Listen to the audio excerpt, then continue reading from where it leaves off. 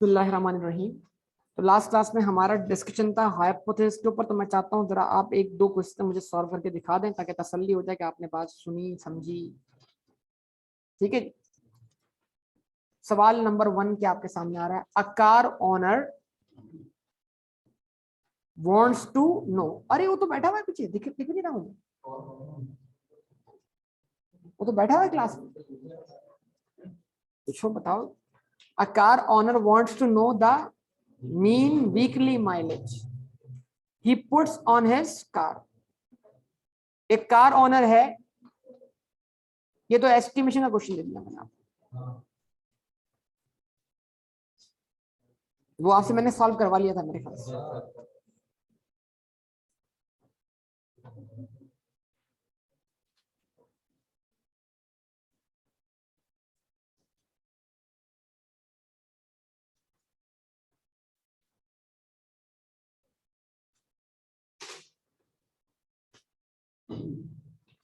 फिर सवाल तब्दीली के मुतालिक, कल वही मसला हुआ था, दोबारा उसको देखना है सवाल को। The strength of steel wire, start करें। The strength of steel wire made by existing process, जो मौजूदा प्रोसेस है, जो मौजूदा टेक्नोलॉजी है, is normally distributed with mean, यानी मौजूदा स्टील वायर की स्ट्रेंथ एवरेज कितनी है 1250 with a standard deviation of 150। ठीक है जी। ऑब्वियसली ये जो स्ट्रेंथ है ये मेजर की जाती है इन टर्म्स ऑफ पाउंड्स, कि इस पे कितना वजन आएगा कि ये वायर टूट जाए। मतलब 1250 पाउंड तक ये वजन बर्दाश्त कर लेती है वायर, इससे ज्यादा पे टूट जाती है। बास केसेस में कम पे भी टूट जाती है क्योंकि स्टैंडर्ड डेविएशन आ रहा है आपका प्लस और माइनस। तो ये एवरेज स्ट्रेंथ है किसकी, स्टील वायर की। A batch of wire is made by new process and a sample of 25 measurement gives an average strength of 1312। इसका मतलब नए प्रोसेस ने क्या कर दिया, स्ट्रेंथ को, आप सब बोले बेटा, न्यू प्रोसेस के जरिए बनने वाले वायर की स्ट्रेंथ ज्यादा दिखाई दे रही है। क्या ये ज्यादा दिखाई देना सैंपलिंग का एरर है? एच नॉट, हाँ ये सैंपलिंग का एरर है। तो हमें अपने पुराने प्रोसेस को तब्दील करना नहीं चाहिए। नहीं नहीं, सैंपलिंग का एरर नहीं है, नया प्रोसेस वाकई पुराने प्रोसेस से क्या है, अच्छा है। तो जरा अब आपका काम है मुझे एच नॉट और H1 एस्टेब्लिश कर दें। वो एस्टेब्लिश हो गया, आगे सारा काम खुद ब खुद जाएगा। फिर अगला स्टेप, स्टेप नंबर 3, यहाँ पे Z लगना चाहिए या T, कोई ये दो काम आप करके बता दे तो फिर तसल्ली हो जानी है। बेटा बेटा जल्दी जल्दी जल्दी।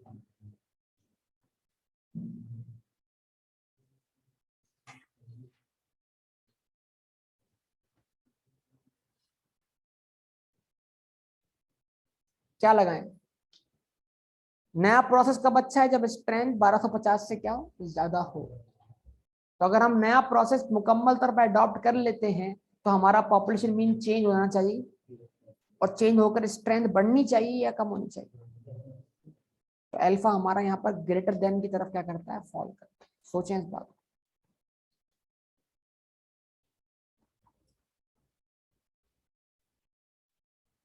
गुड, जबरदस्त। नहीं, बिल्कुल भी नहीं, गलत सोच रहे हो। अल्फा फॉल करता है, अल्फा क्या H1 है ना, तो आप H0 बना रहे हो। नया प्रोसेस हम अडॉप्ट कब करेंगे, नया प्रोसेस हम अडॉप्ट कब करेंगे, जब वाकई स्ट्रेंथ अच्छी हो गई हो, जब ये सैंपलिंग का एरर ना हो। कल किया ना हमने वो वाला क्वेश्चन, प्लांट्स, जो प्लांट्स वाला क्वेश्चन था, बिल्कुल सेम क्वेश्चन है ये। भाई आप लोग जवाब नहीं दे रहे। जो प्लांट्स वाला क्वेश्चन है वही क्वेश्चन है ये।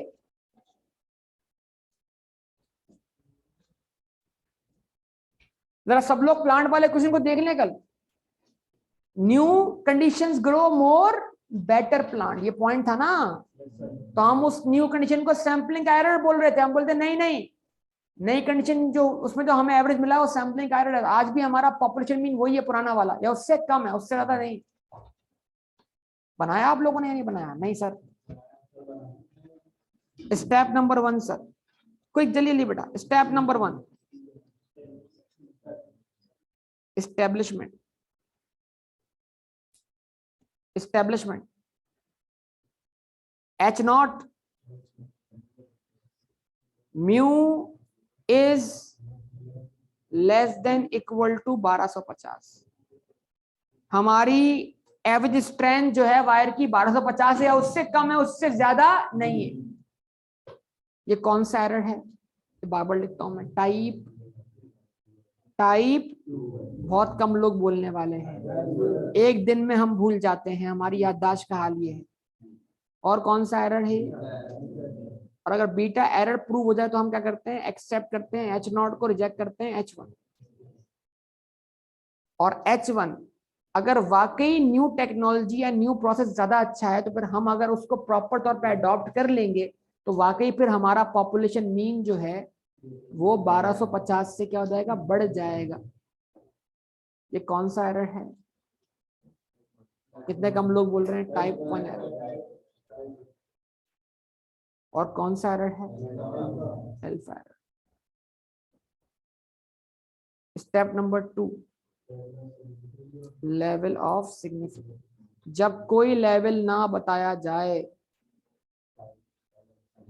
बोले ना बेटा, जब कोई लेवल ना बताया जाए तो लेवल ऑफ सिग्निफिकेंस क्या अज्यूम किया जाए? अब बोलेंगे alpha is equal to 0.05। Alpha कहां पर है? यहाँ पर राइट टेल पे, लेफ्ट टेल पे, दोनों तरफ। कितने कम लोग बोल रहे हैं? क्यों सर? ये जो आपने ग्रेटर देन का साइन लगाया है अल्फा एरर के लिए, तो ये एरर को कहां ले गया? Right tail. Number 3, test statistic.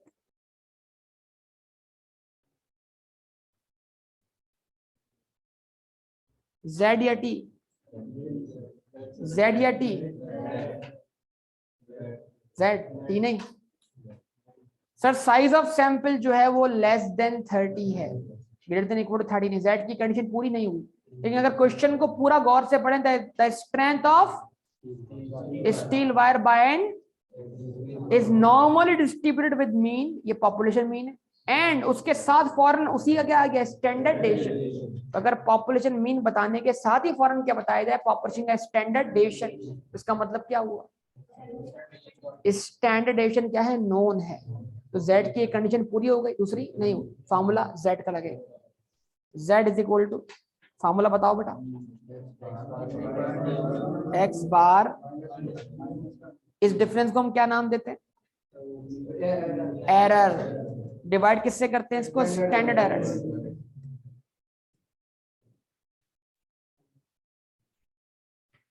Step number 4, कोई बताएगा आप में से critical value?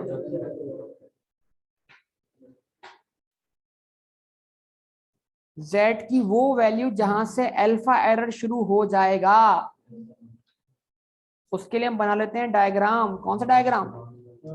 Standard normal curve. दूसरा कोई नाम? Bell shape diagram, symmetrical diagram, normal distribution.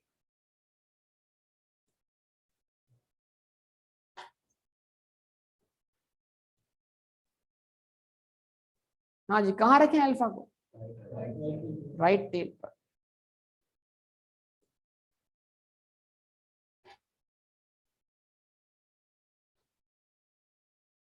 तो z की वो वैल्यू जहां से ये अल्फा शुरू होता है वो क्या है? अगर यहाँ पर अल्फा की वैल्यू 0.05, आप सब जानते हैं यहाँ z की वैल्यू 1.65। 0.5 में से जो मैं बोलता हूँ ना, कर लिया करें कैलकुलेटर पे साथ साथ, टाइप करें 0.5 में से 0.05 माइनस करें, 0.5 में से 0.05 माइनस करें 0.45, पक्का? और 0.45 को इस टेबल में एरिया में तलाश करें। जब आप तलाश करेंगे तो आपको 0.4505 मिलेगा। कल कितनी बार निकाला है बताइए? सैम्पलिंग में कितनी बार निकाला है?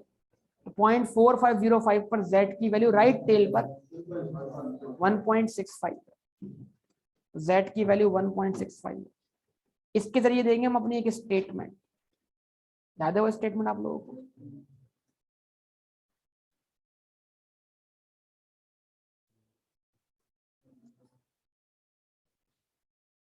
We reject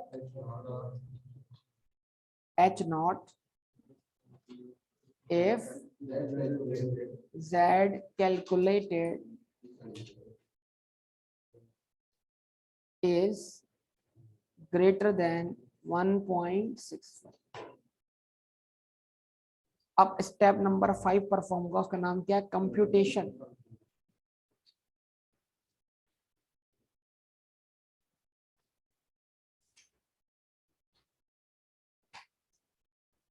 ठीक है जी।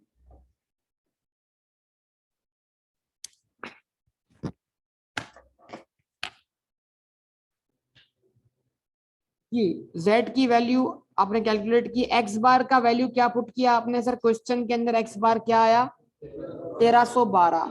Sir 1312 minus 1250 divided by value of standard deviation 150 under root 25।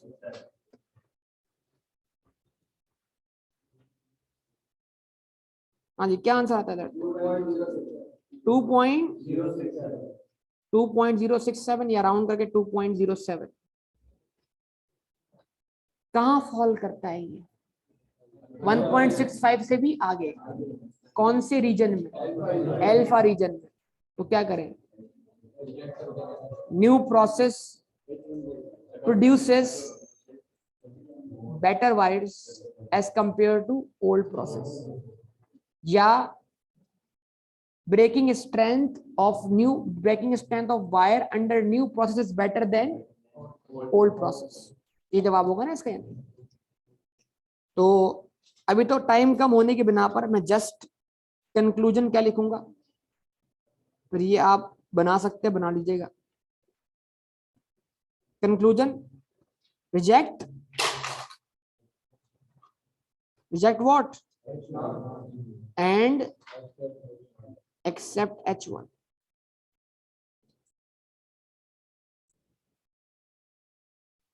यही कंक्लूजन है इसका। क्या हम नए प्रोसेस की तरफ जाएं या ना जाएं? तो नए प्रोसेस की तरफ जाने से हमारा पॉपुलेशन मीन चेंज होगा या नहीं होगा? होगा। मतलब उसकी ब्रेकिंग स्ट्रेंथ में क्या होगा? इजाफा होगा। नहीं मतलब है इस बात का? बहुत जबरदस्त।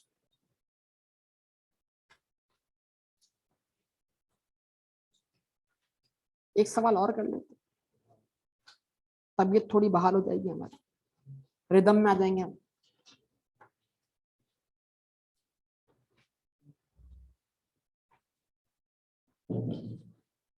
पढ़े पढ़े बेटा, पढ़े या ना पढ़े? अच्छा पढ़ ले। पिछला लिख लिया आपने? तफसीली डिसीजन फैसला कोड अपना फैसला तफसील में बाद में सुनाता है। हाली फैसला सुना दिया, एक्सेप्ट H1 रिजेक्ट H0। ये क्या हो गया? मुख्तसर फैसला हो गया। मुख्तसर फैसला नवाज शरीफ नाअहल हो गया। बस क्यों हो गया ये हम बाद में बताएंगे, है ना? मतलब एक होता है तफसीली फैसला, एक होता है मुख्तसर फैसला। स्टडी ऑफ अ सैंपल, आवाज नहीं आ रही है, ऑफ वन, कितने बैंक अकाउंट्स की स्टडी किया?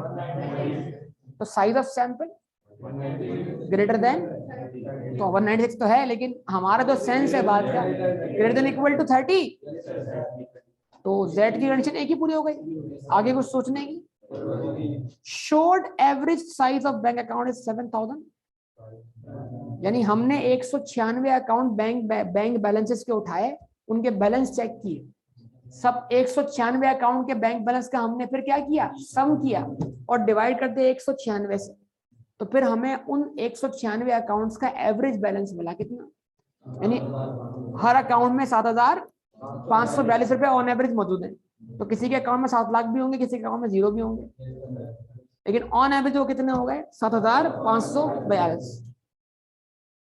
From previous studies of bank accounts population, it is known that the standard deviation is 2984। कुछ भी बोल दें, सैंपल बोल दें, पब्लिक बोल दें, कोई फर्क नहीं पड़ता क्योंकि size of sample is greater than 30.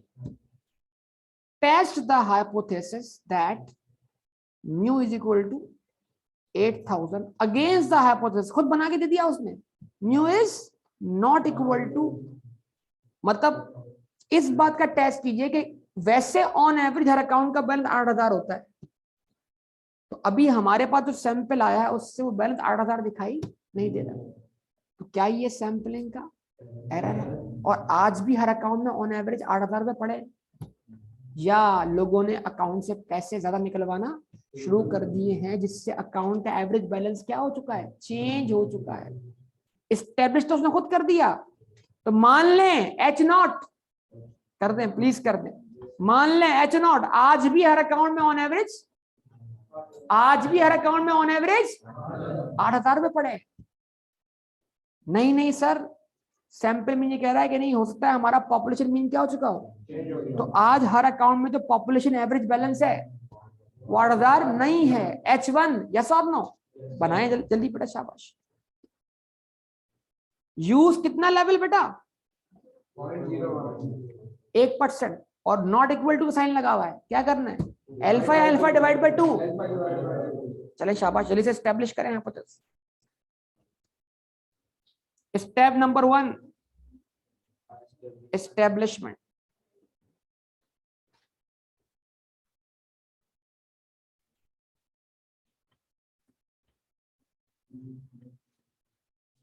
सबसे पहले H0 mu is equal to, sir कुछ भी हो जाए आज भी हमारे अकाउंट के, बैंक अकाउंट के अंदर जो एवरेज बैलेंस है वो 8000 रुपए, चेंज नहीं हुआ. H1 नहीं, सैंपल मीन से ये भी हो सकता है कि एवरेज बैलेंस क्या हो चुका हो, चेंज हो चुका हो, जिस सैंपलिंग का एरर ना हो. सबने बनाया ये, सबसे पूछ रहा हूं मैं. Step 2 is what, level of, step number 2 क्या है, लेवल ऑफ सिग्निफिकेंस है अल्फा. अगर अल्फा 1% है तो beta 99%. Alpha is equal to 0.01, जिसको नॉट इक्वल टू के बिना पर क्या करेंगे, डिवाइडेड बाय 2 कर देंगे, 0.005 लेंगे. Number 3, test statistic. Hypothesis testing के लिए हम जो फॉर्मूला अप्लाई करेंगे वो कौन सा होगा, सर वो Z का फॉर्मूला होगा. वजह,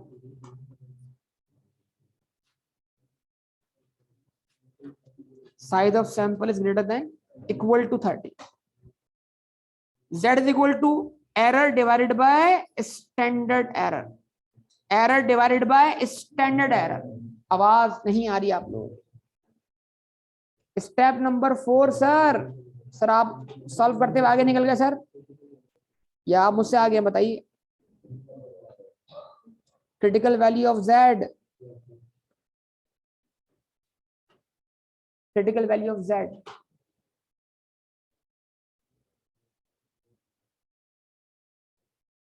तो बोले बताएं बताएं बताएं बेटा. आपको टेबल बना के लिखवा दी थी, 2.58 आएगी, 2.58 Z का आंसर आएगा यहाँ पर. आपको एस्टिमेशन में एक टेबल बनवा दिया था मैंने, 2 टेल वाला और 1 टेल वाला भी. वो टेबल आपके लिस्ट में बना होगा, वहां से आप रटा रटाया अमाउंट लिख सकते हैं, वैल्यू लिख सकते हैं.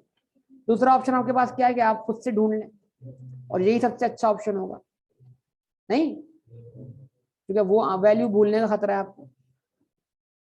तो Z की वैल्यू यहां पर और Z की वैल्यू यहां पर कितनी है, तो ये बोला आपने, ये अल्फा डिवाइड बाय 2 यहाँ पर बराबर है 0.005 के. आवाज ही नहीं आ रही बेटा. और आपने कहा यहाँ अल्फा डिवाइड बाय 2 बराबर है 0.005 के. अब क्या करें आप, 0.5 में से 0.005 क्या कर दें, माइनस कर दें, क्या बचेगा 0.495. और सर 495 को आप तलाश करना शुरू कर दें टेबल में, तो 4951 मिल रहा है. मिला, वो किससे मिल रहा है, 2.58 58, ऊपर आपको 08 लिखा हुआ मिल जाएगा। ठीक है जी, ये आ गया। तो एक वैल्यू z की 2.58 पॉजिटिव और दूसरी नेगेटिव। अब आप अपनी स्टेटमेंट दें।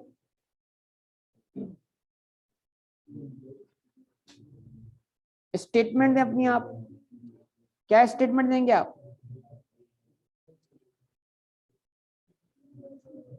बोले बेटा स्टेटमेंट दें। We reject H0 if z calculated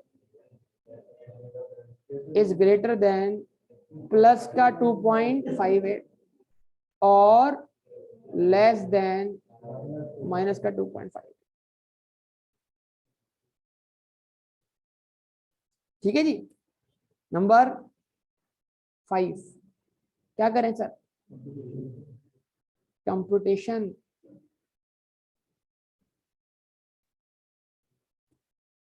z is equal to, what is the value of x bar? 7,542, 7,542। उसमें से लेस करवाएं क्या? 8,000।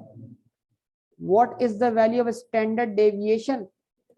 2984 divided by standard deviation, divided by size of sample 196.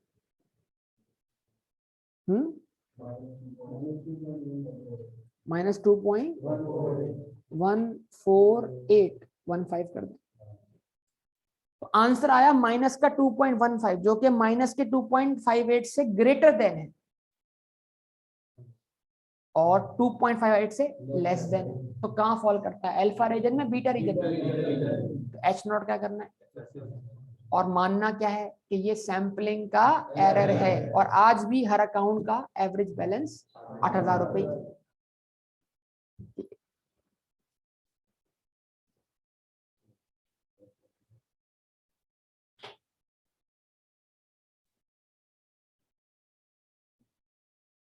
Conclusion क्या? एक्सेप्ट, बस इन शॉर्ट लिख रहा हूं, भी टाइम इतना नहीं है। Accept H0 and reject H1 by concluding that the average balance of each account is rupees 8,000। Population mean change नहीं हुआ और जो आपको सैंपल मीन पॉपुलेशन मीन से मुख्तलिफ दिखाई दे रहा है उसकी वजह क्या है? सैंपलिंग का एरर। किसी अकाउंट का अगर बैलेंस ज्यादा है तो उसके मुकाबले में जो दूसरा अकाउंट है ग्रेटर वाला, वो उस सैंपल साइज में शामिल नहीं हुआ ताकि वो उस वैल्यू को कंपनसेट कर सके। एक और सवाल होगा, एक और कर लेते हैं, आखिरी तसल्ली तसल्ली।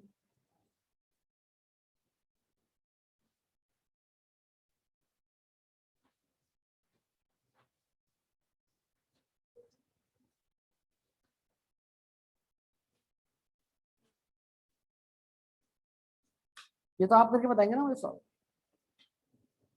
इंशाल्लाह सर, इंशाल्लाह हम करेंगे सर सॉल्व।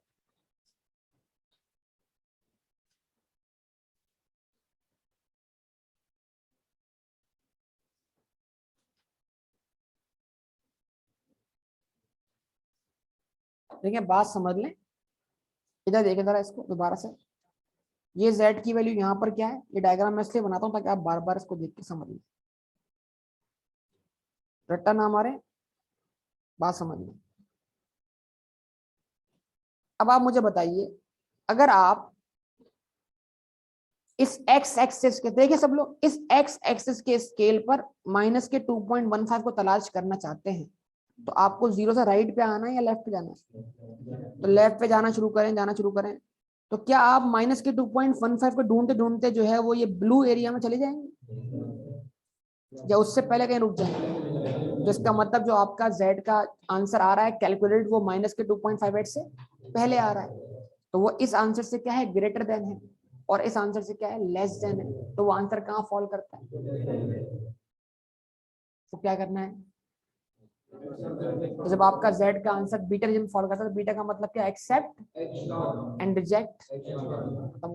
कौन सी इतनी बड़ी बात है जो इस पर आप इतना सोचते हैं? मत सोचा करें, सिंपल अपने आप सवाल करेंगे।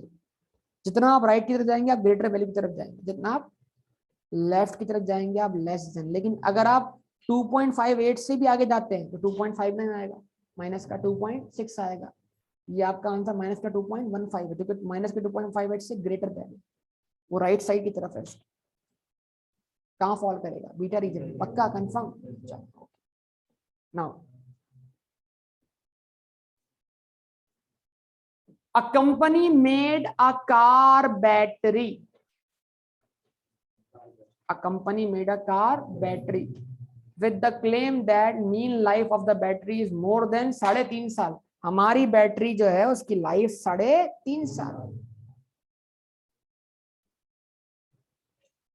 कम से कम। अब ख्याल रखना, ये न्यू प्रोसेस वाली बात नहीं हो रही, ये डिफेक्ट होने की बात हो रही। डिफेक्ट, आप इस बैटरी को बुरा कब मानेंगे, जब ये बैटरी 4 साल चले। आपको इसके 4 साल चलने पे एतराज है, 4.5 साल चलने पे एतराज है? नहीं, कोई एतराज नहीं। नहीं, कंपनी झूठ बोल रही है यार, इसकी बैटरी बोलते हैं 3.5 साल, हमारे पास तो 4.5 साल चलती, 5 साल चलती। इस पे एतराज है कोई आपको? बोलो, नहीं ना एतराज। इट मींस दैट यहाँ पर ग्रेटर देन जाने में एतराज नहीं। डाउट कब आएगा कि जो कंपनी दावा कर रही है ऐसा है नहीं। चलें आगे बढ़ते हैं। तो ये क्या हो गया, कंपनी की पॉपुलेशन मीन लाइफ जो कंपनी ने क्लेम किया, दावा किया। हम कंपनी के क्लेम को टेस्ट करते हैं, ये मतलब हुआ ना, हम कंपनी के क्लेम को टेस्ट करते हैं। क्या कहते हैं, कंपनी के इस दावे को टेस्ट करते हैं ना हम। अच्छा, a sample of 12 batteries was taken. हमने बोला चलो मार्केट से 12 बैटरी खरीदते हैं। हमने 12 बैटरी खरीदी मजाक मजाक में, और लगा के आपने छोड़ दिया उसको। उनकी कोई बैटरी 2 साल में खत्म हो गई, कोई 4.5 साल में, कोई 4 साल में, कोई 3 साल में। इस तरह जो 12 बैटरीज का रिजल्ट आया वो एवरेज क्या आया, 3.2 ईयर। तो तजर्बा करने के लिए आपको कितना लंबा अरसा इंतजार करना पड़ा। एक शख्स की इतनी बड़ी मेहनत जो एक क्वेश्चन में आपके सामने आ गई है, आप उसको मजे से 2 मिनट में सॉल्व कर लेंगे तो बैठ गए with the standard deviation of. तो दरकार है, सैंपल लिया कितनी बैटरीज का, उससे क्या मिली, 12 ऑब्जर्वेशंस, पक्का। उन ऑब्जर्वेशन का क्या हुआ, सम, उसको डिवाइड बाय किया होगा 12, आंसर आया होगा 3.2 विद उसी का, उन्हीं 12 ऑब्जर्वेशन का स्टैंडर्ड डेविएशन। सैंपल का ही मीन और सैंपल का स्टैंडर्ड। क्या पॉपुलेशन का स्टैंडर्ड मालूम है, अननोन है? गुड। साइज ऑफ सैंपल क्या है, less than 30, not greater than equal to 30। तो Z की अब दोनों कंडीशन पूरी, यानी ये टेस्टिंग परफॉर्म किससे होनी चाहिए। Can the company really claim a longer life. क्या आप मानते हैं कंपनी की जो बैटरी की लाइफ हो 3.5 साल या उससे ज्यादा है? आवाज नहीं आ रही। तो क्या कंपनी अपने दावे में क्या है, सच्ची है, या आपका जो सैंपल 3.2 का रिजल्ट दे रहा है वो कंपनी के दावे को झूठा साबित कर रहा है? तो बतौर कंपनी आपने क्या बोलना, हमारी प्रोडक्ट तो ऐसी है ही नहीं, ऐसा हो ही नहीं सकता, ये तो सैंपलिंग का एरर है। यूजिंग अ, अब वो 2 सॉल्यूशन मांग रहा है आपसे, बोला एक बार इसको टेस्ट करें 0.05 इस दावे को, और एक बार इसको टेस्ट करें, तो 2 बार टेस्ट करें, Z की वैल्यू को तब्दील करें। हाँ ठीक है। Assume the life is approximately normally distributed। ये डिस्ट्रीब्यूशन कौन सी है, नॉर्मल, पक्का करेंगे, देख ले, सोच ले। अब मैं रुक जाता हूं आपके इंतजार में।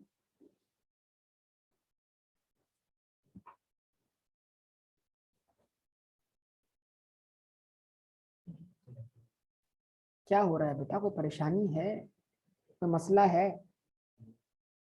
क्या हुआ क्या फिर?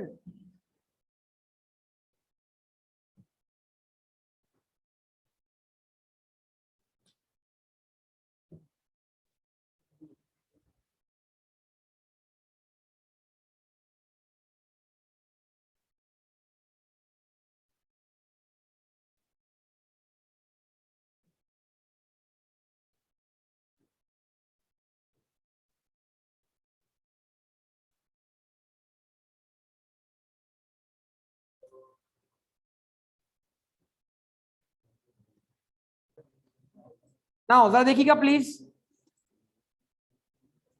सबसे पहला स्टेप क्या है बेटा? एस्टेब्लिशमेंट। देखिएगा आपने सही एस्टेब्लिशमेंट की कि नहीं।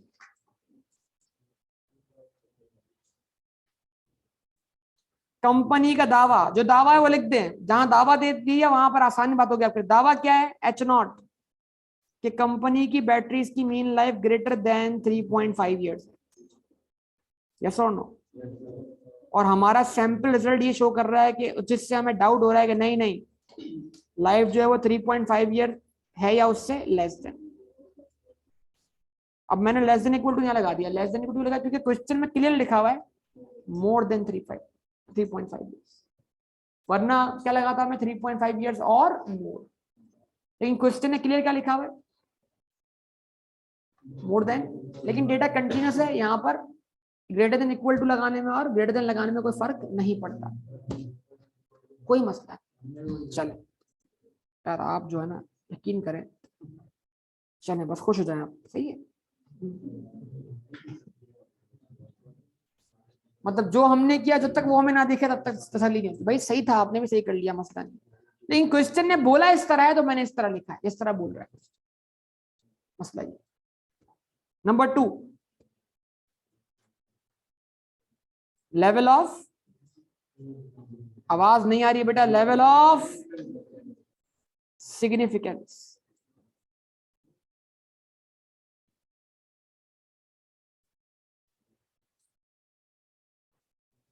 दो केस बनाए इसके, अल्फा 0.05 रखें, आवाज नहीं आ रही बेटा, और दूसरा अल्फा, दो केस सॉल्व कर रहे हैं एक वक्त। वो कहता है हाइपोथेसिस टेस्टिंग करो 5% पर और दोबारा करो कितने परसेंट पर, देखो तुम्हारा डिसीजन चेंज होता है या नहीं होता। मतलब इससे हम सीखेंगे अल्फा तब्दील होने से डिसीजन भी चेंज हो सकता है या नहीं हो सकता। उसके बाद नंबर 3 बेटा देख लें इधर देख लें, टेस्ट स्टेटिस्टिक।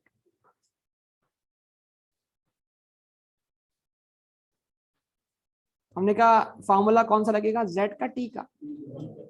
T का फॉर्मूला क्या है? T is equal to X bar minus mu, जो कि एरर कहलाएगा, डिवाइड बाय स्टैंडर्ड एरर, जो कि अब सैंपल के स्टैंडर्डेशन से निकल रहा है ना कि पॉपुलेशन से। यस और नो? अब बारी आएगी उसके बाद किस चीज की बेटा? Number 4, critical Z। हाँ वही T।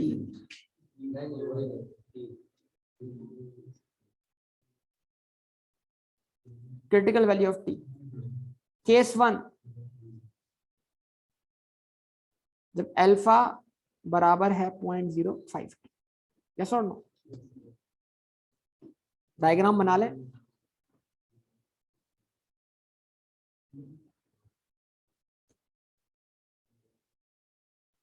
बताइए आप अल्फा को कहां रखना चाहते हैं, राइट पे लेफ्ट पर? माशाल्लाह, हालात देखो हमारे यार, हालात इतना समझा दिया। ये H1 को फॉलो करें ना यार, साइन कौन सा लगा हुआ है? Less then. डाउट आपको किस बात पर? ज्यादा होने पर, कम होने पर? खत्म कर दो बात यार, इतनी बात अगर आप नहीं सुन रहे तो क्या करूं बताओ। अब अल्फा का वैल्यू यहां पर रख दिया आपने ऐसे, तो आपने बोला अल्फा कितना है? 0.05। इस अल्फा पे आपने क्या ढूंढ लेना है? T। आप जाएंगे T के टेबल में। ख्याल कीजिएगा मैंने बोला ये टेबल आपके लिए प्रॉब्लमेटिक हो सकता है, ठीक है जी। आप इसी को देखिएगा प्लीज। मैंने कहा इस लाइन को आप देखिएगा ही नहीं, आपको इस लाइन को देखना है हमेशा। याद था कल वाली बात आई कैप के टेबल में? तो अल्फा कितना देखा आपने? साइज ऑफ सैंपल क्या है हमारे पास? यार बोलो ना यार, साइज ऑफ सैंपल क्या है? 12 है। तो 12 में से क्या करें? 1 माइनस करें। इसको क्या बोलते हैं? Degree of freedom. ये पेपर में एक नंबर का एमसीक्यू आता है। Degree of freedom is used in which distribution? Z distribution या T डिस्ट्रीब्यूशन? T distribution. देखिए एक और, अभी एक और चीज है काय स्क्वायर, वहां भी। तो अगर ऑप्शन में काय स्क्वायर हो तो का स्क्वायर और टी दोनों में इस्तेमाल होती है। अगर ऑप्शन में का स्क्वायर ना हो तो टी में इस्तेमाल होती है, और टी ना हो का स्क्वायर। तो फिर क्वेश्चन आपको नन ऑफ दीज कर देना। तो टी के टेबल में जाएंगे आप, आपने अल्फा कितना देखना बेटा और डिग्री ऑफ फ्रीडम कितनी लेनी है आपने। आंसर क्या आएगा आपके पास। अब इस 1.796 को आपने पॉजिटिव लिखा या नेगेटिव लिखा, बस अल्लाह ताला अकल दे तो आप लिखेंगे बिल्कुल माइनस। अगर अकल नहीं रखेंगे, क्योंकि आप इसको ढूंढ रहे हैं लेफ्ट साइड के लिए, तो ये अंडरस्टूड बात है, ये नेगेटिव डेविएशन फ्रॉम मीन है, तो ये माइनस का 1.796। इसके लिए आप अपनी स्टेटमेंट लिख दें, we reject H naught if T कौन सा वाला कैलकुलेटेड इज ग्रेटर देन, यार बोले बोले ग्रेटर देन। अगर ग्रेटर देन होगा तो राइट की तरफ होगा, और राइट पूरा जो है वो बीटा है, तो ग्रेटर देन बोलूं लेस देन बोलूं। इज लेस देन माइनस का 1.7। अगर हमारा आंसर माइनस के 1.796 से भी क्या आ जाए, मजीद लेस चल जाए और नेगेटिव हो जाए, तो फिर हम H नॉट को एक्सेप्ट करना छोड़ देंगे और मान लेंगे वाकई ये बैटरी अच्छी नहीं, ये कंपनी झूठ बोल रही। आवाज नहीं आ रही बेटा, पक्का कंफर्म। ये बन गया केस 1 का। अब बना लेते हैं केस 2 का भी। कंक्लूजन हम आखिर में दोनों का अलग अलग कर लेंगे। क्या लिखा मैंने यहां पर, केस 2 आप बोलते नहीं, जिसमें अल्फा की वैल्यू क्या रखी है आपने 0.01। दोबारा से बनाया मैंने क्या, नॉर्मल कर्व।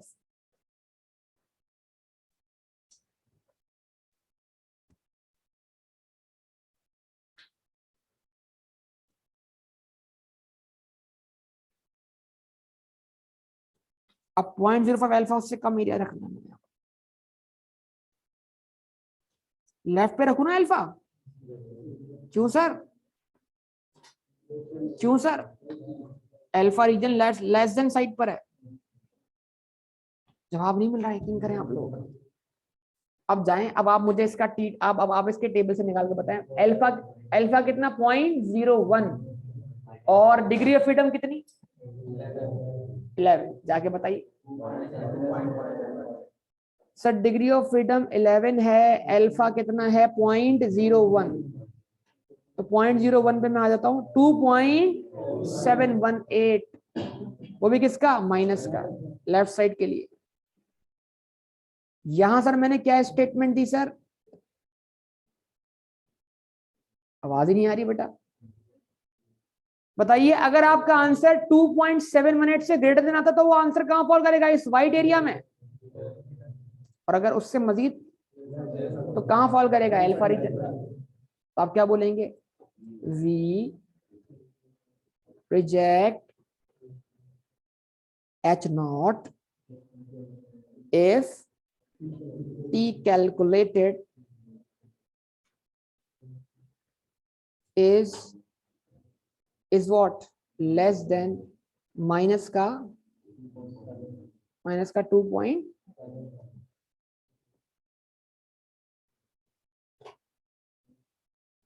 नहीं बेटा यूसुफ नहीं समझ आ रहा, लेस देन। कंवर्जन तो एक ही हुई ना, कंक्लूजन दो बनेंगे, ठीक है जी। तो आइए परफॉर्म करते हैं क्या, कंप्यूटेशन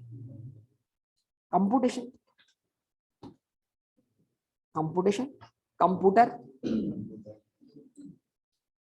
नहीं, बाकी वो बता देंगे क्या बोलना चाहिए, क्या बोलेंगे इसको।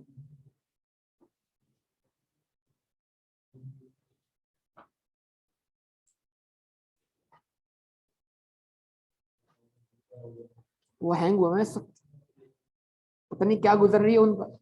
उनकी तो छोड़ो, उनको देखो बस कमाल, उनको कल से जो है ना वो हाइपोथेसिस लगा। ठीक है। टी इज इक्वल टू बेटा एक्स बार का वैल्यू क्या था 3.2 माइनस का 3.5 डिवाइडेड बाय 0.42 जी बेटा, किस बात पर? आपकी बताए हुए वैल्यू पर नहीं, ये दिखाना तो कुछ स्टूडेंट को जगाना होता है कि वो खुद से जरा सवाल को देखे पेपर में, क्योंकि तो पेपर में सब कुछ खुद ही करना है, यकीन की बात नहीं है इसके। वरना एक ही बच्चा मेरे साथ क्वेश्चन सॉल्व कर रहा होगा, वो जो बता रहा है, समझे बात ये? और उसका क्वेश्चन सॉल्व हो चुका है वैसे, इसलिए वो चाहता है किसी और का सॉल्व ना हो। बस सर आगे बढ़े यहाँ से, है ना, ये मसला जी। हाँ बेटा, तो हम पूछते हैं गुलाम से, गुलाम हुसैन बेटा बताओ जरा कि इसका टी का आंसर यहाँ पर क्या आया कैलकुलेटेड। चुप रहेंगे सब लोग, कोई नहीं बोलेगा।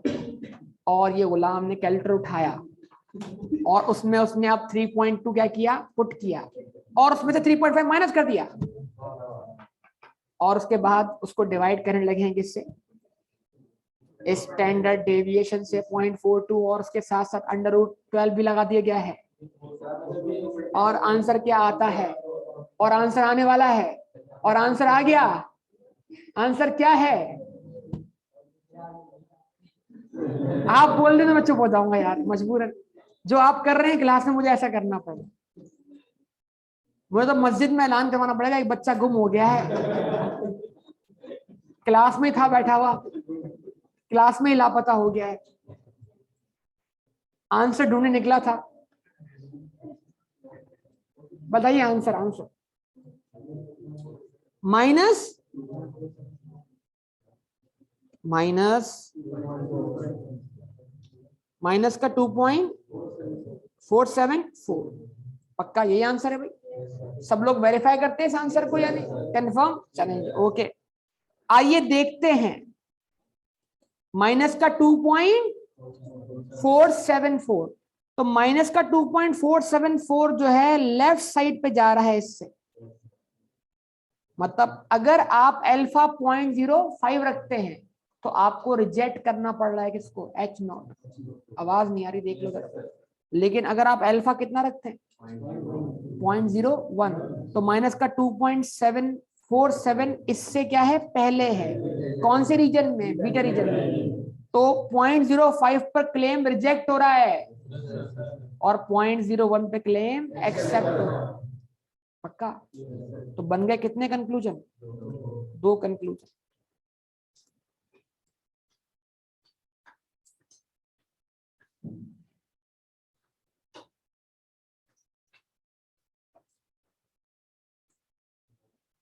एट अल्फा 0.05 रिजेक्ट, सब बोले ना, आप बोले ना, आपको पता होना चाहिए। नहीं सर जो आप बोल रहे हैं वही सही है, बस बताइए। रिजेक्ट क्यों? क्योंकि आंसर 2.474 आ रहा है माइनस का, और आपकी लिमिट जो है वो क्रिटिकल हुआ है 1.796, तो ये आंसर इसके बाद बीटा रीजन अल्फा रीजन में फॉल कर रहा है। तो reject H0 and accept H1, और मान लें ये बैटरी जो है वो क्लेम कंपनी का क्या है, गलत है, और उसके बाद एट अल्फा 0.01। जब आपने अपनी ऑब्जर्वेशन के साथ बढ़ाई, कितनी कितनी बढ़ाई, 99%, तो आपने अपनी एरर की एक्सेप्टेंस क्या कर दी, बढ़ा दी, कि एरर कल तक आपको 95% तक एक्सेप्टेबल था, आज आपको एरर 99% लेवल तक एक्सेप्टेबल हो गया, 1% तक एरर आपको एक्सेप्टेबल नहीं। तो मतलब क्या हो, जब आपका आंसर आया वो विद इन 99% एक्सेप्टेबल लेवल में फॉल कर, वो अल्फा रीजन में फॉल नहीं किया, तो क्या आंसर आएगा बताइए, accept H0 and reject H1। ठीक है जी। मतलब जो बोलना चाहे आप बोले, फ्री होके बोले, कोई टेंशन नहीं है मुझे।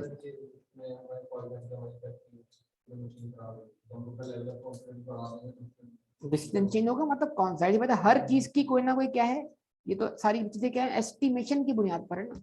एस्टिमेशन में आपको अपना कॉन्फिडेंस लेवल सेट करना पड़ेगा। एक ही फैसला, आप अगर किसी चीज के लिए क्राइटेरिया सख्त करेंगे, मिसाल के तौर पर आसान मिसाल है, आईक्यूब के पासिंग मार्क्स कितने 50 है, तो एक बच्चा 50 नंबर लेकर क्या हो गया, पास हो गया। लेकिन अगर कल आईक्यूब इस पासिंग क्राइटेरिया को सरासिफ की तरह 60 कर दे, तो 50 वाला बच्चा, तो आरिफ कह रहा है नहीं नहीं सर ये बात तो समझ नहीं आ रही सर, ये 50 वाला पास भी है 50 वाला फेल भी, तो क्राइटेरिया तब्दील करने से क्या हो गया, रिजल्ट तब्दील होगा। क्राइटेरिया सख्त कर देंगे तो इट मींस 5% लेवल जो है वो सख्त क्राइटेरिया हो गया, क्योंकि आपका एरर आपको 95% लेवल तक एक्सेप्टेबल, और दूसरे केस में आपका एरर एक्सेप्टेबल कहां तक हो गया, 99% तक। तो उसका जो डेविएशन था वो बढ़ गया और वो एक्सेप्टेबल लेवल में फॉल कर गया, क्राइटेरिया हल्का हो गया, आपका काबिल कबूल हो गया। तो पासिंग क्राइटेरिया आपने क्या रखा है, एग्जामिनेशन 33 नंबर रखा है, 50 नंबर रखा है, या 60 नंबर रखा है, या सिमा वालों की तरह 70 नंबर रखा है।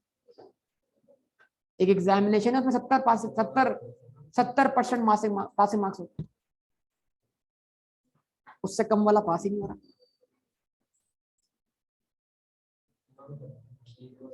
सिमा सीमा CIMA बोल दो, परेशानी नहीं होगी। Certified institute of management accountant, बदल गया अब उसका नाम chartered institute of management accountant.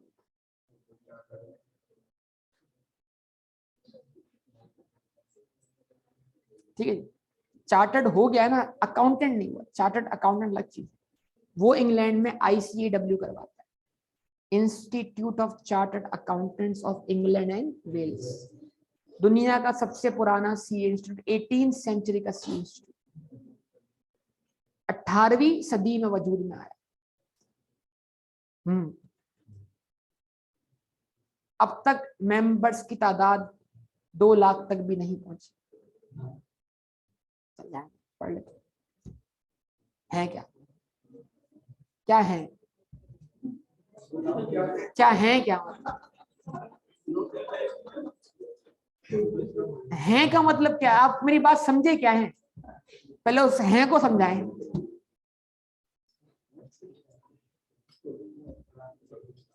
मैं तो समझ जाता हूँ बेटा, फिर मैं समझाने बैठूंगा तो आप कुछ और समझोगे। भाई बात यह है कि चार्टर्ड अकाउंटेंट की देखो 18वीं सदी, आपको अपने बड़ों से सुनने को मिला होगा कि हम तो मैट्रिक पास करके भी जॉब पे लग जाते थे, हम फर्स्ट ईयर इंटर पर, तो मतलब जितना आप पीछे जाएंगे वहां पर एजुकेशन के हवाले से ज्यादा बड़े लेवल पर पढ़ने की अवेयरनेस क्या थी, कम थी ना। आज से 20 साल पहले CA के स्टूडेंट्स की तादाद क्या थी, कुछ भी नहीं, उससे 20 साल पहले और कम थे, बीकॉम करके किया करते, समझे बात है ना। तो सिस्टम वक्त के साथ साथ क्या हो रहा है, तब्दील हो, तो उनके पास भी मेंबर्स बाद में बढ़े, पहले तो बहुत स्लो प्रोसेस था सब चीजों।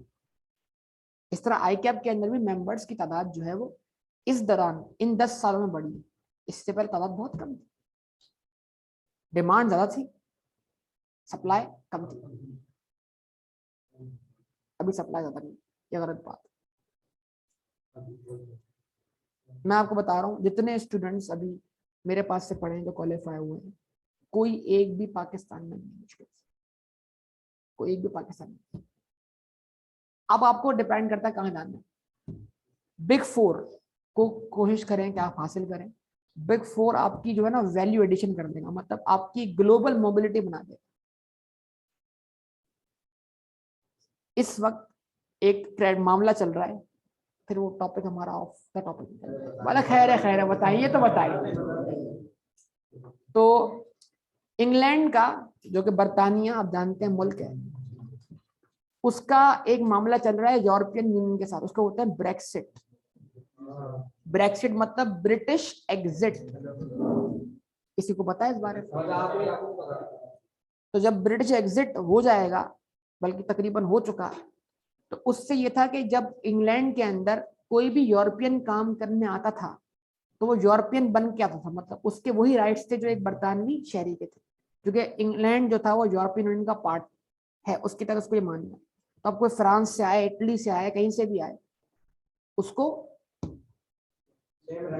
Same rights. समझे बात? ये जर्मनी से आए। अब जब ब्रेक्सिट हो जाएगा तो बहस उस वक्त यूरोपियन और नॉन यूरोपियन की बहस, मतलब अगर आप पाकिस्तानी है तो you are Asian, non European, तो आपको नॉन यूरोपियन वाला वेज रेट मिलेगा, और यूरोपियन का वेज रेट हाई था ऑब्वियसली। समझ पाए बात? ये अब जब ये सारा ब्रिटिश एग्जिट हो गया तो जो इंग्लैंड के अंदर जर्मनी वाला है, फ्रांस वाला है, उसका वेज रेट कम हो जाएगा। क्यों? क्योंकि वो नॉन ब्रिटेन हो जाएगा और वो उस रेट पे काम नहीं करेगा, वो जॉब छोड़ के अपने मुल्क वापस चले जाएगा। अब बताओ कौन काम करेगा? हम काम करेंगे।